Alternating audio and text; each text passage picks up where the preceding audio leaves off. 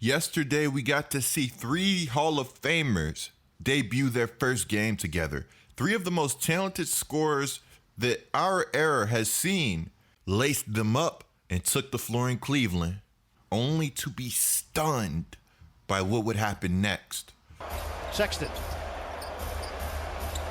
lets it fly again. Collin Sexton is locked in. You know what? Let's relax and get KYRIE's take on this entire situation. Just 2 OTs for the first game back. Man, hey, you gotta love NBA basketball, bro. So, you know, we definitely tried to come out and compete. I myself was just doing my best out there to pace myself, you know, and just I know that, you know, it's gonna take me a little minute to just get up and down a few more times. But, you know, I'm excited. You know, I'm just excited for the future. Cleveland threw a lot of things at us, you know, to start the game. They threw zone. They forced us in some positions that, you know, were just a little uncomfortable. And I turned the ball over in the first quarter. You know, we had a few turnovers and we limited in the second half. But, you know, they scored 20 points, you know, in the second OT. Wait, timeout. Hold that thought. Did KYRIE just say that they gave up 20 points in the second OT? 20 points in 5 minutes? That's unreal. That's honestly like some peak Golden State Warriors stuff. But quick shout out to KYRIE for dropping 37 in his first game back and giving us one of the best battles we could ask for. You know, I don't know many teams that could put up 20 points in 5 minutes, but they did, and Collin got hot. So I give the young fella credit. And I give that whole Cleveland team credit tonight. You know, they came to play. This video, we have a lot to discuss. We have to discuss what's wrong, if anything is wrong, with the Brooklyn Nets. We have to talk about Collin Sexton dominating yesterday's game.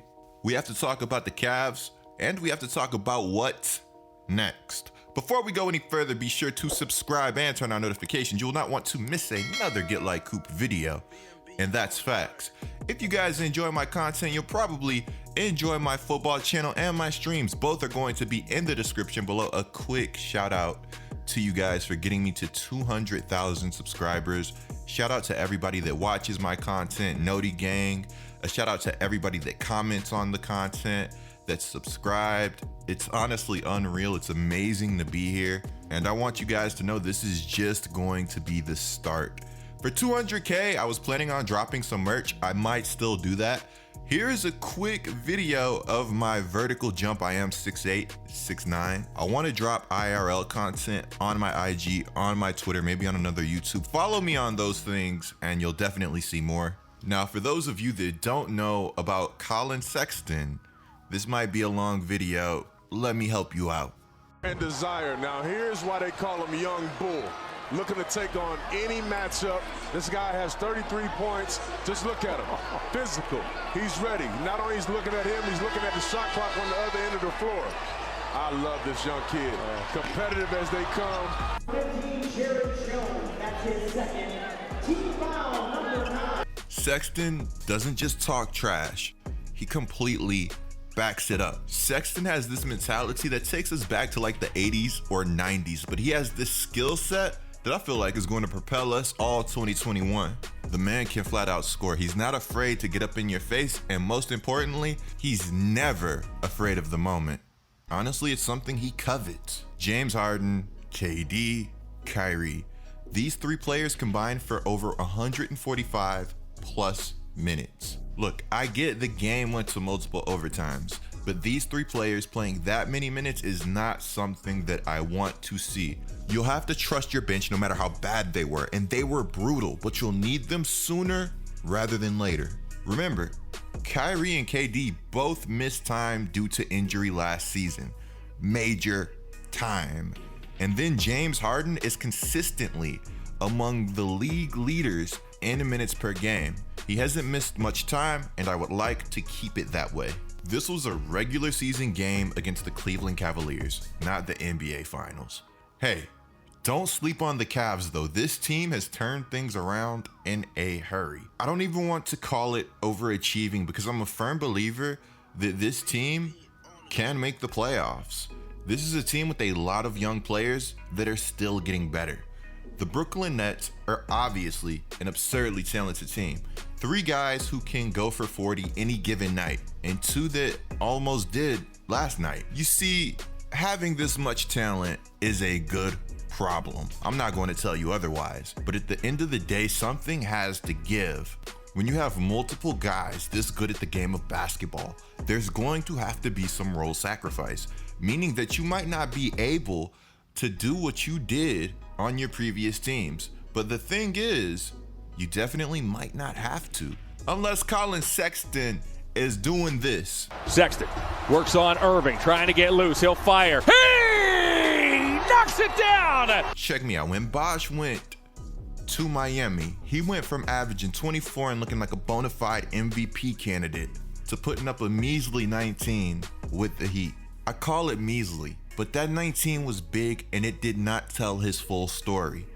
He played championship defense, had a championship role and mindset, and the great thing was, he didn't forget how to score the basketball. We saw something similar happen when Love went to Cleveland. The major difference is this big 3 consisted of 2 perimeter players and a big. The Nets' big 3 is all ball-dominant perimeter guys. KD really doesn't need the ball like that, but do I want to take the ball out of Kevin Durant's hands? The answer is probably no. It's going to be interesting to see how this whole thing shakes out long-term. In their first game together, I felt Harden played more of a playmaking role than usual. Also, I saw him take a mid-range jumper. When is the last time that we saw that? Maybe Harden being more of a facilitator is something to look out for. Maybe it's not. Many people forget exactly how good Harden is distributing the basketball.